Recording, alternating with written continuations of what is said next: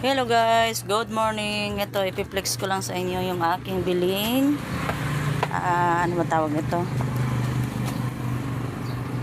Thermos na decorante. Yan. Sabi ganun. Hindi ko alam kung anong pangalan. Hello guys, good morning. Ito, ipiplex ko lang sa inyo yung aking biling bagong thermos na electric. Ayan, ang ganda.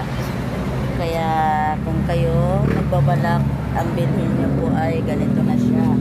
Kasi kaysa sa thermos, ang thermos kasi madali siyang lumamig. Ito napakaganda, mura lang din naman siya. Bali 1,200 lang pala bili ko nito guys. Ayan, naghilira na yung aking mga kagamitan. Ayan. Yan yung aking isang coffee maker. Tapos ito yung aking Jollibee. Kagabi kumain kami.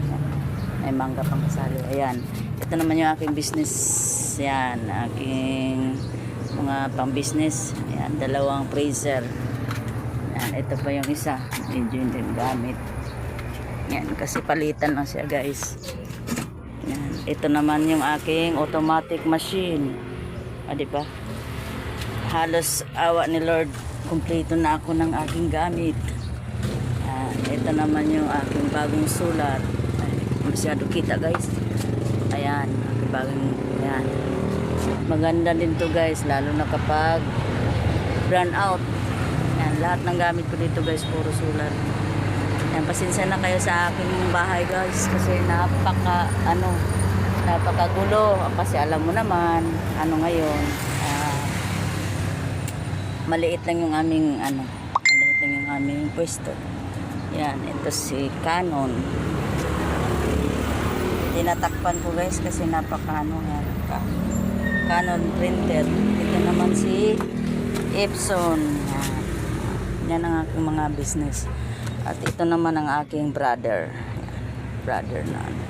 Yan, bali dalawa yung computer ko. Ay, tatlo yung computer ko, dalawang monitoring. Ito naman yung aking ref. Ayan. O diba? Ito naman yung aking TV. Ilang inches ba to? 54, 60. Yan.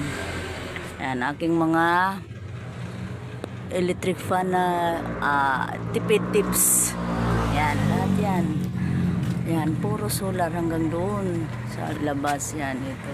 Yan, ito solar din to. Kaya kahit magdamag maghapon man ako sa kuryente, ay sa ilaw, yan. Walang binabayaran na ito lang yung binabayaran ko, yung kuryente at saka yung freezer. Thank you.